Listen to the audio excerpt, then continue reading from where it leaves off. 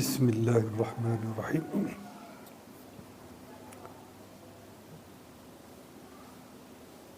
گزشتہ درس راہ سلوک کا سلسلہ جاری ہے، اسی کا تسلسل آگے بڑھاتے ہوئے احادیث مبارکہ گوشہ گزار ہے۔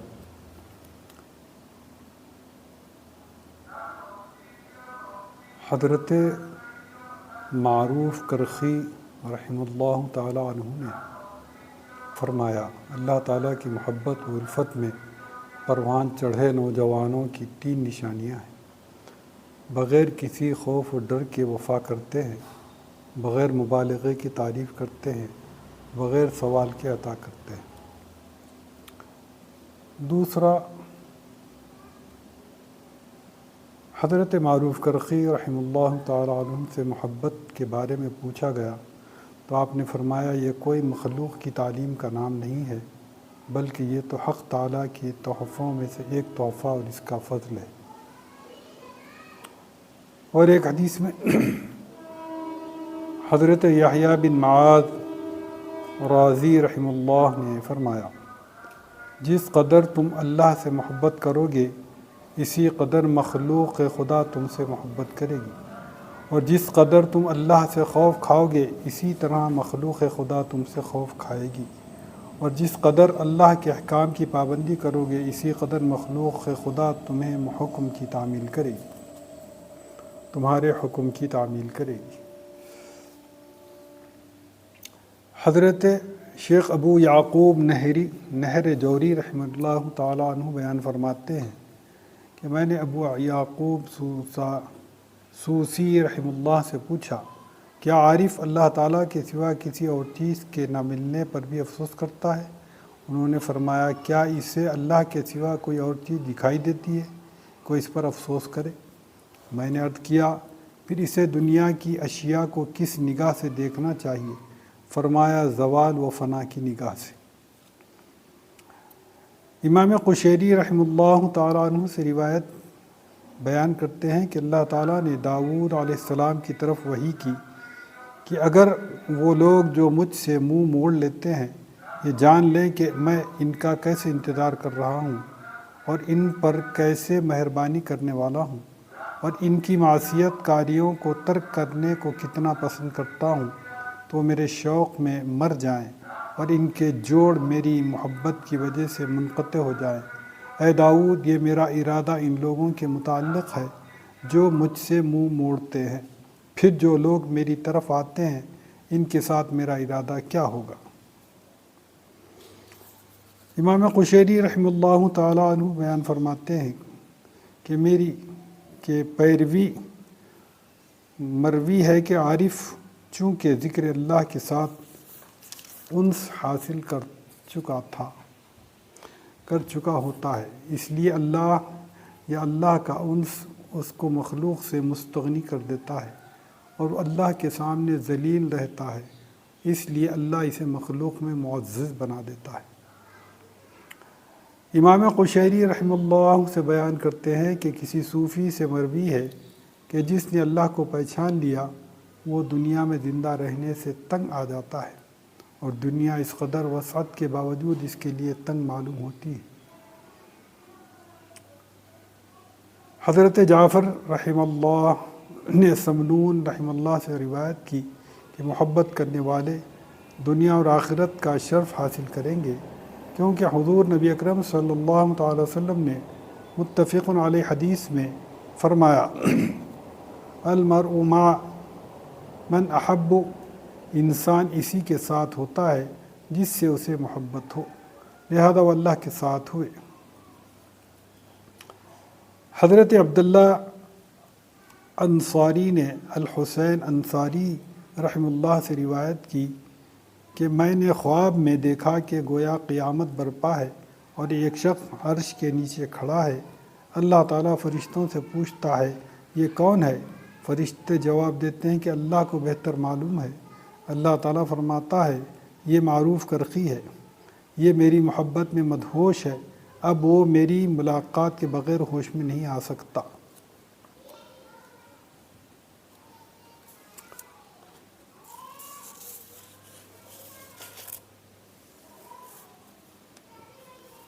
بالکل احادیث مبارکہ کا عام فہم ترجمہ بیان کر دیا گیا ہے، اس میں اور تفصیلات میں جانے کا وقت ساتھ نہیں دیتا، اس لحاظ سے اسی پر اس کو اکتفا کیا جاتا ہے۔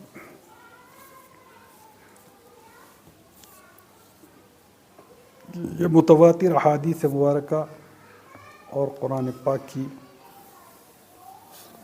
آیتوں سے یہ گفتگو کا سلسلہ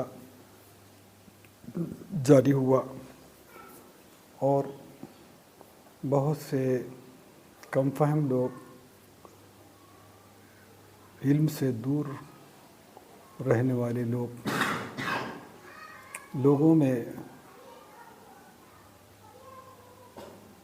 لوگوں کے ذہن کو، عوام کو مشکوک کر دیتے ہیں کہ قرآن و حدیث کا علم مولویوں کے لیے ہے، ہم مشائخین کے لیے، مرشدوں کے لیے الگ علم ہے۔ یہ انتہائی جاہلیت اور نااہلیت کا ثبوت ہے۔ قرآن اور حدیث یہ دو بنیاد ہیں انسان کی ترقی کے لیے، انسان کے عروج کے لیے، اللہ اور اس کے رسول کی پہچان یعنی معرفت کے لیے۔ اگر اس میں شک پڑ جائے تو پھر وہ موجودہ مشائخین جو لوگوں کو اپنے پیچھے لگا لیتے ہیں قرآن و حدیث سے چھڑا کر، ان کا کیا حال ہوگا؟ اس کی طرف زیادہ ذہن کو لے جانے کی ضرورت نہیں ہے، عقل مند کے لیے اشارہ کافی ہے، وہ سمجھ جائے اور اپنے آپ کو ان ناعاقبت لوگوں سے، جو مشائخین کا لباس تو پہنے ہیں مگر وہ مشائخین کے طور طریقوں سے، مشائخین کے طرز تعلیم سے کوسوں دور ہیں، تو ان سے دنیا کو، ان کی دنیا بنے گی، ان کا فائدہ حاصل ہوگا، اور انہیں لوگ ان کے ظاہری حلیے کو دیکھ کر اللہ والا گمان کریں گے اور ان کے چنگل میں پھنسیں گے اور اپنی دین اور دنیا دونوں خراب کریں گے۔ جس میں مختصر سا چھوٹا سا واقعہ بیان کروں تاکہ بات آسانی سمجھ میں آ جائے۔ حضرت سلیمان علیہ السلام کو اللہ نے کل مخلوقات کی حکومت عطا فرمائی تھی۔ آپ کی حکومت زمینوں پر، پہاڑوں پر، ہواؤں پر، سمندروں پر، چرندوں پر، پرندوں پر، سب پر تھی۔ حضرت سلیمان علیہ السلام ایک مرتبہ تشریف فرما تھے کہ ایک کیس آیا، ایک چڑیا نے حضرت سلیمان علیہ السلام سے اپنا واقعہ بیان کیا، یا سلیمان نبی اللہ، آپ میرا فیصلہ کریں، میرے چوڑے کو فلاں شکاری نے شکار کر لیا ہے، پکڑ لیا ہے۔ حضرت سلیمان علیہ السلام نے کہا کہ یہ تو شکار کرنا انسان کی فطرت میں شامل ہے، تو شکار کیا ہوگا۔ تو بولے جی ایسا نہیں، اگر وہ اپنی اصلی روپ میں آتا تو ہم اپنا بچاؤ کر لیتے۔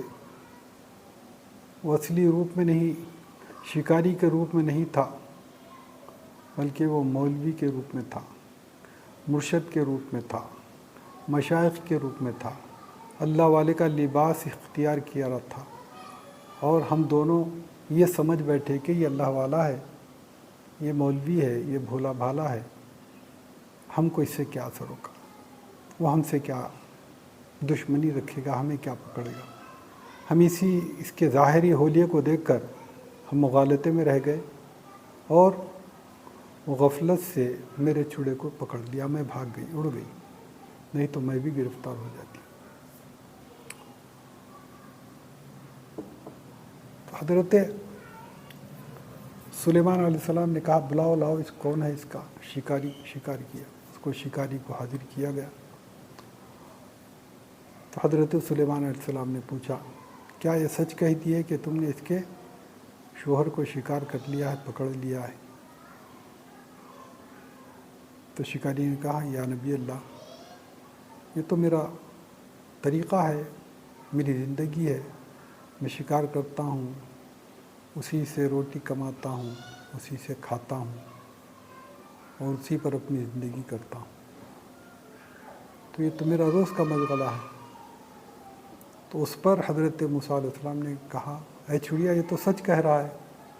تو اس پر چڑیا نے کہا یقیناً اللہ نے ان کو اختیار دیا ہے شکار کرنے کا اور ہمیں شکار ہونے کا، مگر وہ اپنا روپ بدل کر آیا، ہمیں اللہ والے کی صورت میں نظر آیا، ہمیں مشائخ کی صورت میں نظر آیا، ہمیں مولانا کی صورت میں نظر آیا، ہم دھوکہ کھا گئے، جس کی وجہ سے میرا شوہر گرفتار ہوا، اس کے چنگل میں پھنس گیا اور میں اس کے بغیر نہیں رہ سکتی، آپ میرا فیصلہ کیجیے۔ حضرت سلیمان علیہ السلام نے کہا ہاں یہ تو سچ ہے، بھائی تم ایسا کیوں کرے؟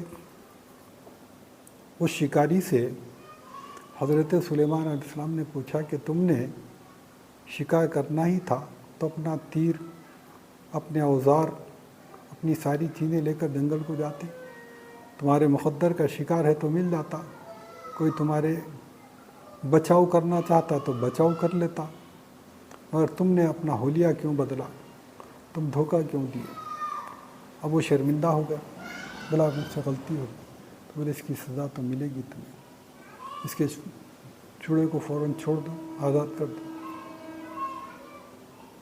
تو یہاں چھوٹی سی اس کا پورا تفصیلی واقعہ قرآن میں موجود ہے، میں مختصر سا بیان کر دیا۔ تو موجودہ دور میں جو لوگ لباس ہی استعمال کر رہے ہیں، الا ماشاء اللہ، کثرت لباسوں کی ہے، دل علم سے خالی ہے، دماغ محبت رسول سے خالی ہے، نظریں اللہ کی چاہت سے خالی ہیں، مگر دنیا والوں کو دھوکہ دیا جا رہا ہے، اور دنیا ان کی ظاہری لباس کو دیکھ کر، ان کے شملے چقے کو دیکھ کر ان کے دام میں پھنس رہی ہے، اور وہ ایک بار جب پھنس جاتا ہے تو نکلنا محال ہو جاتا ہے۔ تو اس لیے سوچ سمجھ کر اس پر عمل کرنا چاہیے کہ قرآن و حدیث یہ ہماری بنیاد ہے، یہ ہماری طاقت ہے، یہ اللہ تک پہنچنے کا ہمارا ذریعہ ہے۔ قرآن و حدیث کو اپنے لیے جو ازبر بناتا ہے، اسی سے اکتساب علم کرتا ہے، تو اس کے لیے راہیں کھلتی ہیں، اور کوئی قرآن و حدیث کو پیش پشت ڈال کر اپنی مکاری دھوکے بازی کی باتیں کر کر لوگوں کو بیوقوف بناتا ہے، تو وقتی طور پر لوگ واہ واہ کرتے ہیں، ہنستے ہیں، اس کے بعد سب معاملے ختم ہو جاتے ہیں۔ تو ایک مرتبہ کا واقعہ ہے،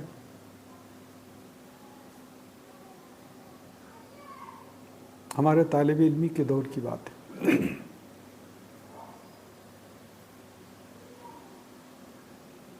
مولانا حافظ ولی اللہ صاحب مفتی جامع نظامیہ تھے، بہت ہی مؤدب، بہت ہی ادب والے، بہت ہی علم کا سمندر، کسی کی سمجھ میں نہیں آتے تھے، کسی سے تعلق نہیں رکھتے تھے، بس اپنی دھن میں رہتے تھے۔ گھر سے مدرسہ، مدرسے سے چوک، چوک میں کتابوں کی دکان تھی، عشاء تک رہتے پھر وہاں سے گھر چلے جاتے، بس یہی ان کا مشغلہ، کسی سے کوئی تعلق، نہ کسی کی تقریب میں جاتے نہ کسی سے رابطہ رکھتے، جو بھی آئے دکان پہ ملتے بس اس کو خدا حافظ کہہ دیتے۔ ایک مرتبہ ہم لوگ بیٹھے ہوئے تھے، ایک صاحب رکشے میں سے اترے، بڑے بڑے زلف مبارک تھے، بڑی شان و شوکت کا شملہ تھا سر پہ، آ کے دور سے السلام علیکم حافظ صاحب بولے، ان صاحب اٹھ کے بیٹھ گیا، خوش بیٹھ، ایسا بیٹھتے تھے ٹیکے سے رکا، ذرا اٹھ کے سیدھے ہو کے بیٹھ، آئیے آئیے آپ، حضرت تشریف لائے، سیڑھیاں چڑھ کے وہ حضرت تشریف لائے، تو بولے حافظ صاحب کوئی تصوف کی اچھی کتاب دیجیے۔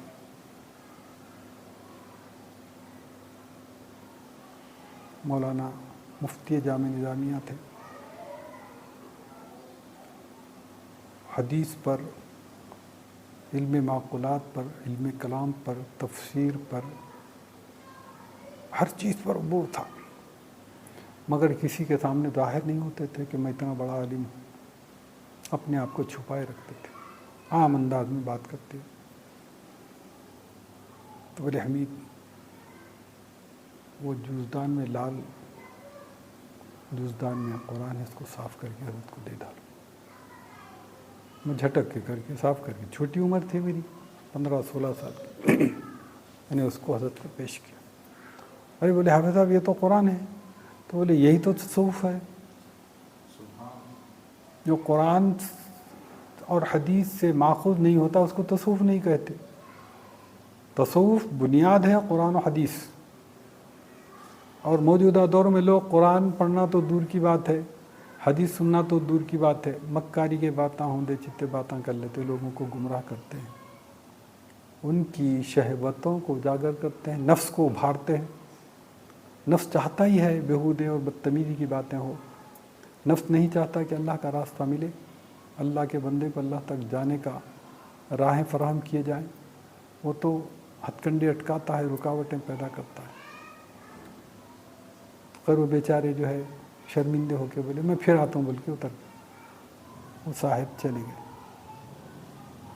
تو ہم بچپنا بات کو نہیں سمجھتے، تو ان صاحب سے پوچھے ان صاحب یہ کیا بات سمجھ میں نہیں آئی، اب قرآن دیے، بولے انہوں ایسا بولے اس کا دیا، تو انہوں چلے گئے۔ تو بولے میاں ان کو قرآن سے حدیث سے شغف نہیں ہے، ان کو لفاظی مکاری سی کی چیزوں کی ضرورت ہے، شیخ چلی کے کہانیوں کی ضرورت ہے، وہ دیتے تو خوش ہوتے تھے، اسی کو یہ قرآن و حدیث سے زیادہ موضوع سمجھتے ہیں۔ تو ایسے لوگوں سے دین برباد ہوا، دین اسلام میں نقص پیدا ہوئے۔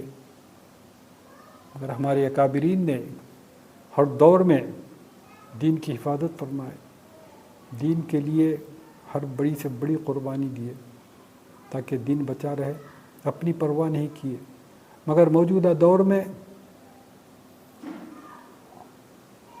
ایک 50 سال پہلے کے واقعات کو اگر سامنے رکھا جائے، موجودہ دور کے واقعات کو رکھا جائے تو تقابل نہیں ہوتا، فرق آ جاتا ہے۔ تو یہ ایسا نازک دور ہے، اس نازک دور میں قرآن و حدیث سے اکتساب حاصل کرنا، اپنے دل و دماغ کو اللہ اور اس کے رسول کے لیے تیار کرنا بہت بڑے مجاہدے کی بات ہے۔ اللہ نے ہمیں اور آپ کو ان کے لیے منتخب کیا، یہ بہت بڑی بات ہے۔ ہزاروں لوگ ہیں، ہزاروں بڑے بڑے علماء ہیں، مشائخین ہیں، اور ان کو تلخیوں سے دلچسپی نہیں ہے، تلقیوں ہی سے ہی حقیقت حاصل ہوتی ہے، یعنی نفس کو تکلیف پہنچانا، نفس کو ضرر پہنچانا، وہیں سے اللہ کی راہیں فراہم ہوتی ہیں، رسول کی محبت وہیں سے حاصل ہوتی ہے۔ نفس کو خوش کرتے رہے، دل کو جو ہے چاہت میں رکھے، تو یہ راستے نہیں ملتے۔ یہ تو مختصر سا ان واقعات جو حدیث مبارکہ بیان کی گئی اس کے ضمن میں تھا۔ اب موجودہ وقت کے لحاظ سے جو حضرت سیدی خواجہ بندہ نواز قدس اللہ سرہ کی معرکۃ الآراء مشہور و معروف ملفوظات کی کتاب سامنے ہے، اس میں سے چند چیزیں آپ کے گوشے گزار کروں۔ مومن کیوں دوسروں کے لیے وہی پسند کرتا ہے جو اپنے لیے پسند کرتا ہے؟ یہ اس ضعیف کا بھائی اور جملہ اصحاب حاضر خدمت تھے۔ اس آیت پاک ان المسلمین والمسلمات والمؤمنین والمؤمنات والقانتین والقانتات والصادقین والصادقات، بڑی آیت ہے۔ اس آیت کے ضمن میں فرماتے ہیں متعلق حضرت اقدس صلی اللہ تعالی وسلم نے فرمایا کہ رئیس حضرت قدس اللہ سرہ بندہ نواز کے اس پر اشارات ہیں۔ رئیس الطائفہ حضرت سید خواجہ جنید بغدادی رحمۃ اللہ تعالی علیہ فرماتے ہیں کہ المؤمن من یحب لأخیہ ما یحب لنفسہ، مومن وہ ہے جو اپنے بھائی کے لیے وہی پسند کرتا ہے جو اپنے لیے پسند کرتا ہے۔ یعنی مومن جب قید نفس سے خلاصی پاتا ہے اور حق تعالیٰ کی معرفت حاصل کرتا ہے اور رابطے ہم جنس اور یگانگت سے آگاہ ہوتا ہے تو ساری خلقت کو ایک نفس اور ایک ذات دیکھتا ہے، پس ضرور وہ دوسروں کے لیے وہی پسند کرتا ہے جو اپنے لیے پسند کرتا ہے۔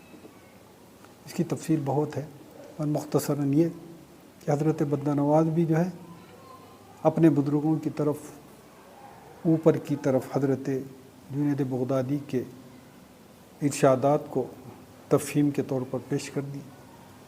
اس کے نیچے حکایت بیان کرتے ہیں، ایک دفعہ کسی شبان جانوروں کے پالنے والے، چرواہا جس کو بھی کہتے ہیں ہمارے پاس، دھنگر بھی کہتے ہیں، مختلف جو جانور پالتے ہیں ان کے حساب سے، تو شبان جانوروں کے پالنے والے نے گائے کی پیٹھ پر چابک لگایا۔ اس سے حضرت ابوبکر شبلی رحمۃ اللہ تعالی علیہ کی چیخ نکل گئی۔ شبان نے کہا ایسا واویلا کر رہے ہو کہ گویا تمہاری پیٹھ پر چابک لگا ہے۔ حضرت ابوبکر شبلی رحمۃ اللہ تعالی علیہ پیٹھ سے کپڑا اٹھایا تو واقعی وہاں اس چابک کا اثر تھا۔ یعنی یہ تصوف کی اونچی معیار کی کیفیت ہے، یعنی اپنی ہستی کو پوری بھلا بیٹھے، اپنے کو فنا کر دیے، اپنے وجود کو، اپنی ذات کو مٹا دیے اللہ کے وجود میں، تب ان کی نظر میں کوئی دو نہیں ہوتے، ایک ہو جاتے ہیں۔ تو اوپر جو حضرت جنید بغدادی کی آیت مبارکہ کی تفسیر میں جو واقعہ اس کی مناسبت سے یہ حکایت بیان کی جا رہی ہے کہ حضرت شبلی رحمۃ اللہ تعالی علیہ جب آہ کہا تو اس چرواہے کو کیا معلوم ولی کیا ہوتا ہے، جنگل میں جانور بیل بکریاں چرانے والے، اس نے کہا آپ ایسا واویلا کر رہے ہیں، ایسا اچھی کریں جیسا آپ کو مارے، تو آپ کیا کریں، اپنا کرتا اٹھا کر پیٹھ دکھائے تو پیٹھ پر چابک کا نشان تھا۔ ایسے بہت سے واقعات ہیں کہ جو اپنی نفی کر دیتے ہیں، وہاں یکسوئی آ جاتی ہے، یکجہتی آ جاتی ہے، وہاں اعتبارات ختم ہو جاتے ہیں، وہاں سب ایک ہی ایک ہو جاتے ہیں۔ جیسے کہ مکتب میں بیٹھے مجنوں پڑھ رہے تھے کتاب، کچھ دھن میں تھے، تو استاد نے دیکھا کہ بچہ پڑھنے کی طرف نہیں ہے، اپنی کوئی دوسری دھن میں ہے، تو آپ نے ایک ہاتھ پر بیت کی چھڑی رسید کی تو مجنو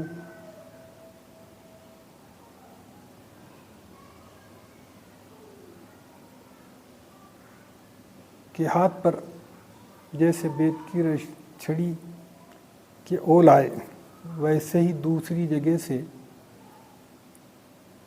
ایک ہم مزاج ہم خیال تھی لیلا، اس نے چیخ ماری، پوچھا یہ کیا ہوا؟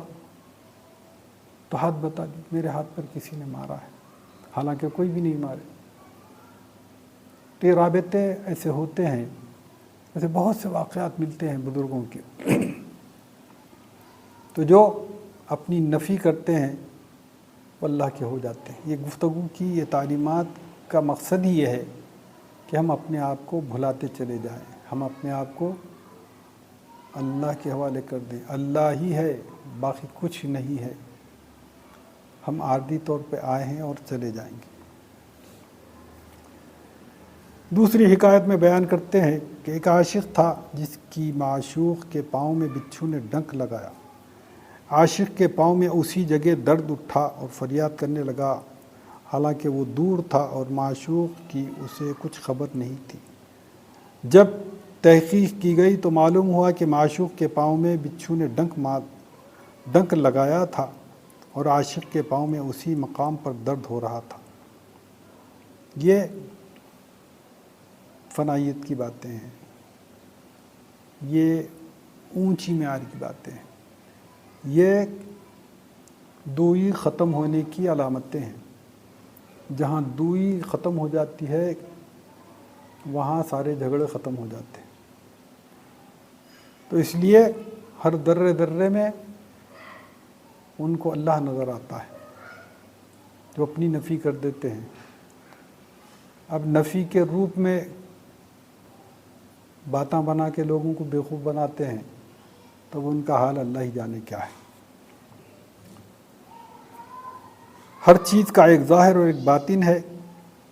حدیث لیلۃ المعراج میں حضرت انس بن مالک رضی اللہ تعالیٰ عنہ روایت کرتے ہیں کہ رسول اللہ صلی اللہ تعالی وسلم نے فرمایا کہ ایک مرتبہ حتیم کعبے میں سویا ہوا تھا کہ اچانک کوئی شخص آیا اور اس نے میرے سینے کو اوپر سے لے کر ناف تک چاک کیا، پھر میرے سامنے آسمان ایمان سے بھرا ہوا سونے کا تشت لایا گیا اور میرے قلب کو دھو کر ایمان سے بھر دیا گیا۔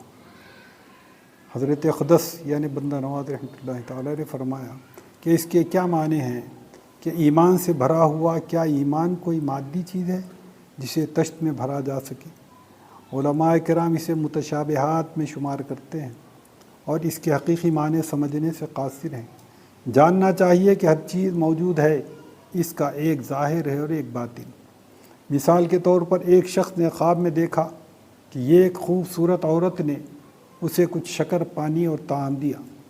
وہ عورت دنیا کی صورت ہے اور شکر پانی کا مطلب یہ ہے کہ اسے دنیا کی نعمتیں ملے گی، لہذا خواب دیکھنے والا جب خواب سے یہی شکر دیکھتا ہے تو اس سے مراد دنیا کی نعمت ہے۔ یہی حال صورت ایمان کا ہے۔ اسی طرح جب کسی عابد و زاہد آدمی کو خواب میں مصلی، تسبیح اور پانی ملتا ہے تو اس کا مطلب یہ ہے کہ اسے بلند درجات نصیب ہوں گے۔ چنانچہ پیغمبر علیہ السلام کا ایمان کی صورت کو تشت میں دیکھنے کا مطلب یہ ہے کہ آپ کو ایمان کے بلند درجے ملنے والے ہیں، بلند درجے ملنے ہیں۔ جس طرح شکر کے دیکھنے سے مراد ہے کہ اس لیے فرمایا کہ میں نے تشت میں ایمان بھرا ہوا دیکھا۔ ایک دفعہ میں نے اپنے شیخ علیہ رحمہ سے عرض کیا کہ خواب میں آپ نے مجھے کوئی میوہ لعاب دہن میں سے تر کر کے میرے منہ میں دیا ہے۔ آپ نے فرمایا میرے طرف سے تجھے کچھ نعمت ملنے والی ہے۔ یہ واقعات، یہ چیزیں سمجھانے کے لیے اس میں اور زیادہ تفصیل میں جانے کی جو ہے حاجت نہیں ہے، بالکل عام سی باتیں ہیں۔ اس کو سمجھ جانا چاہیے کہ خواب کی مختلف اقسام ہیں. خواب ہر ایک کو الگ الگ انداز سے آتے ہیں، اس کے وقت ہیں، اس کے اوقات ہیں. پھر اس کے بعد خواب دیکھنے والوں کی کیفیت ہے، وہ سب الگ الگ مزاج کے. یہاں خواب بیان کیا گیا کہ آپ کچھ چبا کے دے رہے ہیں کھجور لعاب مبارک، اور اس کو لگ گیا، تو آپ اس کی تعبیر کیا فرما رہے ہیں کہ مجھ سے تجھے کچھ نعمت ملنے والی ہے. اب نعمت کئی قسم کی ہوتی ہے، علم کی بھی ہوتی ہے اور کئی باتوں کی ہوتی ہے.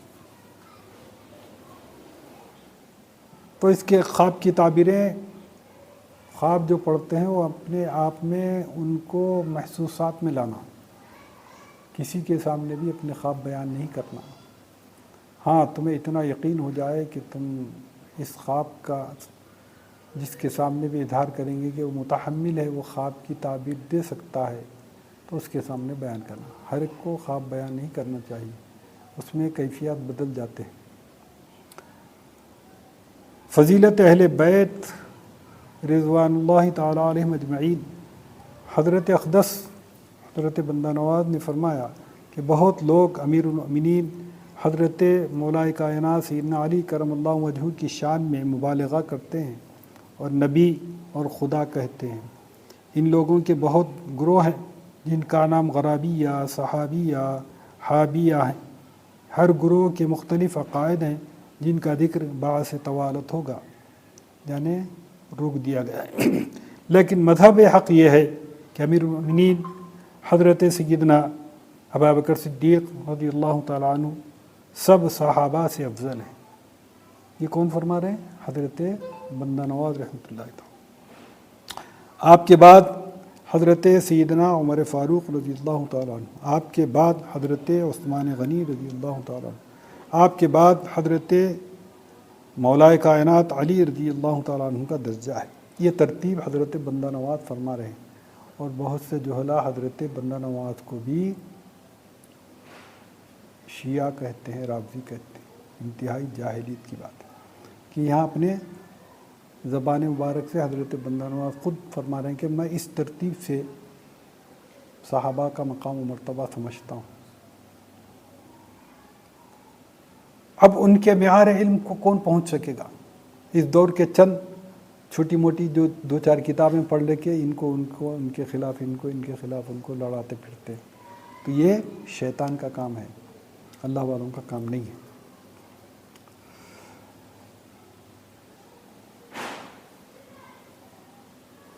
نیز تمام صحابہ کرام خدا برتر کے اولیاء اور مقرب بارگاہ ہیں. اس کے علاوہ ہر قسم کے عقائد وہم اور گمراہی ہیں، اس سے بچنا چاہیے.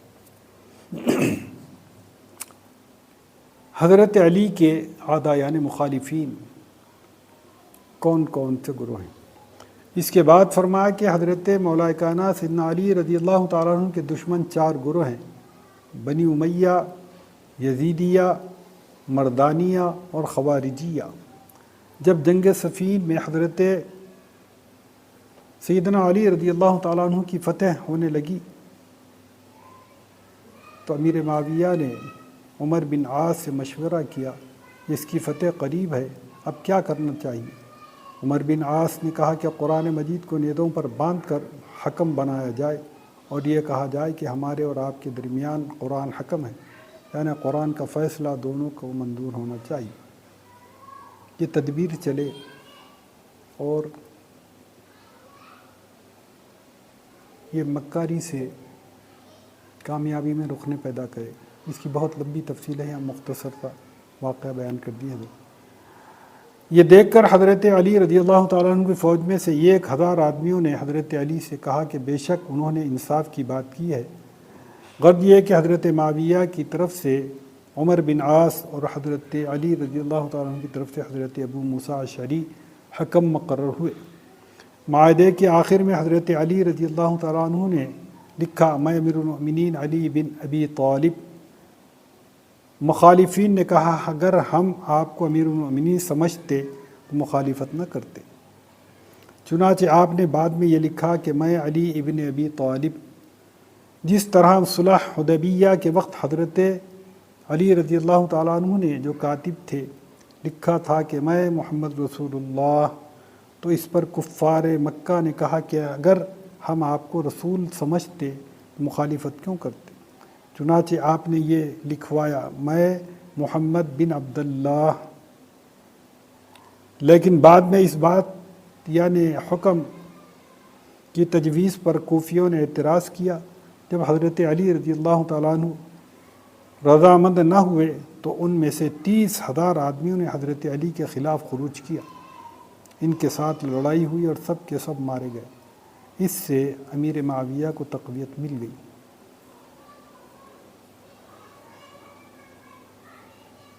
بہت بڑا واقعہ ہے، اس میں کی تفصیلات بہت ہیں کہ جب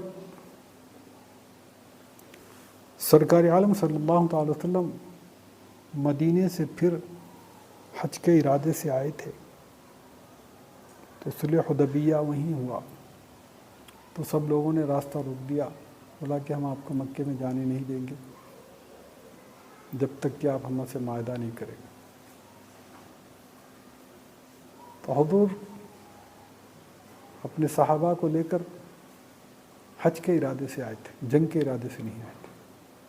اس لیے حضور نے کہا ٹھیک ہے، ہم لڑنے کے ارادے سے نہیں آئے،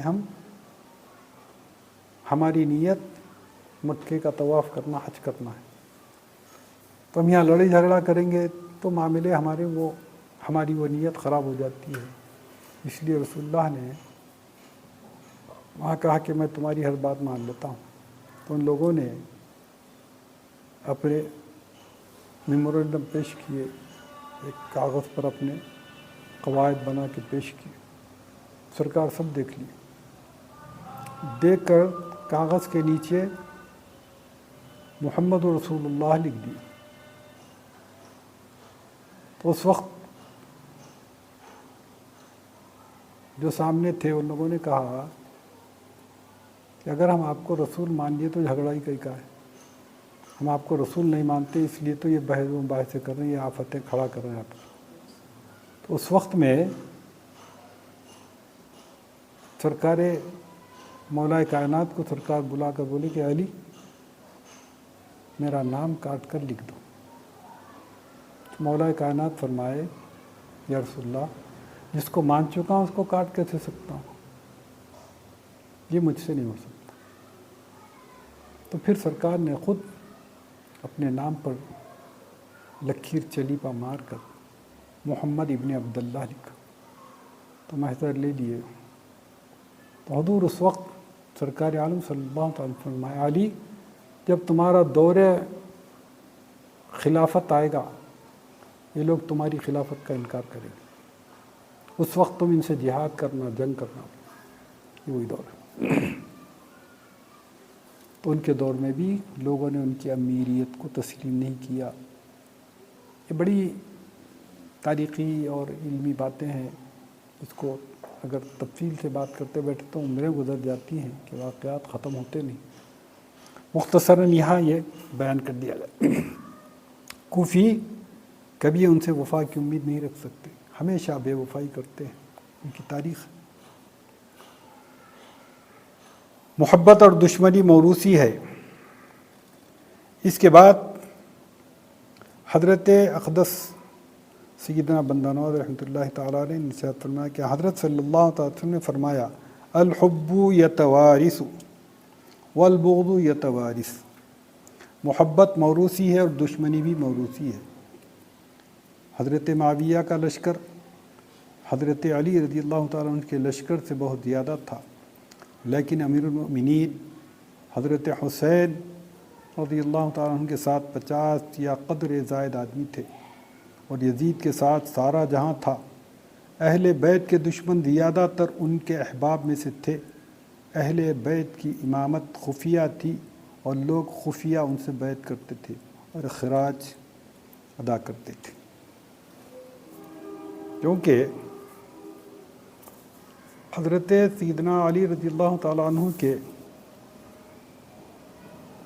اوپر جب حملہ کیا گیا جان لیوا، آپ کو یقین ہو گیا کہ اب میں شہید ہونے والا ہوں، تو اس وقت میں دین کی بنیادی چیزیں، خلافت کی اہم چیزیں آپ نے حضرت امام حسن کو بتا دیے. بولے کہ دنیا کی حکومت چھوڑ دو، دین کو سنبھال لو. یہ دنیا لڑائی جھگڑے کا گھر ہے، ہمارا اس سے کوئی تعلق نہیں ہے. سرکار اپنی زندگی میں ہی فرما چکے تھے کہ میرا حسن تو بڑی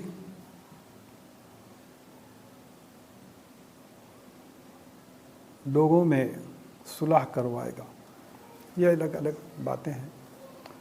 تو حضرت حسن رضی اللہ تعالیٰ عنہ دیکھیں کہ حکومت کی تخت و تاج کی خواہش میں نہا خون بہا جا رہا ہے، مسلمانوں کا خون بہہ رہا ہے.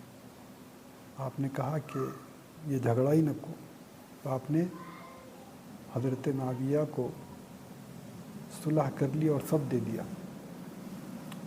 پھر اس کی بات لمبی اور ہے، اس میں یہ معاہدہ ہو چکا تھا کہ تمہاری زندگی تک اس کے بعد پھر یہ خلافت ہمارے گھر میں ہی واپس آئے گی، یعنی اولاد رسول میں.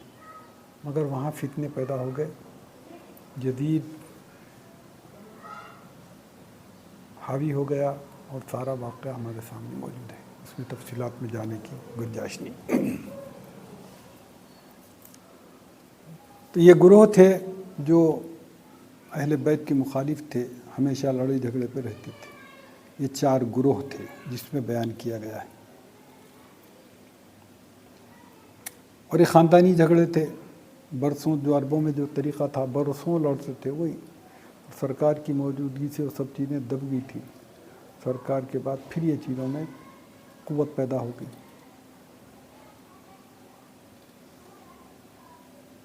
حضرت امام اسماعیل ابن امام جعفر صادق دوبارہ کا زندہ ہونا ایک کرامت ہے حضرت کی. امام جعفر کے صاحبزادے تھے امام اسماعیل. فرمایا کہ حضرت امام جعفر صادق رضی اللہ تعالیٰ عنہ کا ایک فرزند تھا جس کا اسم گرامی حضرت اسماعیل عارج تھا. آپ نے اپنے بعد امامت کے لیے ان کو نامزد فرمایا ہوا تھا، لیکن ان کا انتقال آپ کے سامنے ہو گیا. اس کے بعد آپ نے حضرت امام موسیٰ کاظم کو امامت کے لیے مامور فرمایا. جس روز حضرت اسماعیل علیہ السلام کا انتقال ہوا، حضرت امام جعفر صادق علیہ السلام نے کاغذ لکھ کر حاکم مدینہ سے اس پر دستخط کرا دیے، یعنی میرے بیٹے کا انتقال ہو گیا، آپ سب گواہ رہنا، بعد میں کہیں اعتراض نہ ہو جائے. یہ بڑی باریک باتیں ہیں. حضرت امام جعفر صادق علیہ السلام نے کاغذ لکھ کر حاکم مدینہ سے اس پر دستخط کرا لیے. چند روز کے بعد حضرت امام اعرج کوفے کے بازار میں ظاہر ہوئے اور ساری خلقت نے ان کی زیارت کی. آپ کی کرامت سے نابینا بینا ہو گئے، لنگڑوں کو پاؤں مل گئے، بیمار شفا یاب ہونے لگے، مردے زندہ ہو گئے. خلق خدا اسماعیل اسماعیل پکارتے ہوئے پیچھے پڑ گئی. کچھ عرصے کے بعد آپ اچانک گم ہو گئے. جب یہ بات حاکم کے پاس پہنچی، اس نے حضرت امام جعفر صادق علیہ السلام کو بلا کر دریافت کیا، کیا ماجرا ہے؟ آپ نے فرمایا، تم نے ان کی موت کے کاغذ پر دستخط کر دیے تھے، لہذا ان کی موت میں کسی کو شک و شبے کی گنجائش نہیں. حاکم نے کہا، واقعی درست ہے، لیکن پھر زندہ کس طرح ہو گئے؟ امام صاحب نے فرمایا، حقن ایکون بی اولاد رسول اللہ، رسول اللہ صلی اللہ علیہ وسلم کی اولاد ایسی ہی با کرامت ہوتی ہے، یعنی ان کے پاس موت کی کوئی اہمیت ہی نہیں ہے. یہ وہ مرتے ہی نہیں. ان کے غلام نہیں مرتے تو وہ آقا کیسے مرتے؟ یعنی پردہ کر لیتے ہیں، یعنی روپوش ہو جاتے ہیں، مدت مقررہ تک زمین پر رہتے ہیں، اس کے بعد زمین کے نیچے چلے جاتے ہیں. زمین کے نیچے جانے کے بعد ان کے تصرفات اور بڑھ جاتے ہیں. یہاں پھر بھی دائرے شریعت کا لحاظ رکھا جاتا ہے، وہاں پر احتیاط سے کام لیتے ہیں.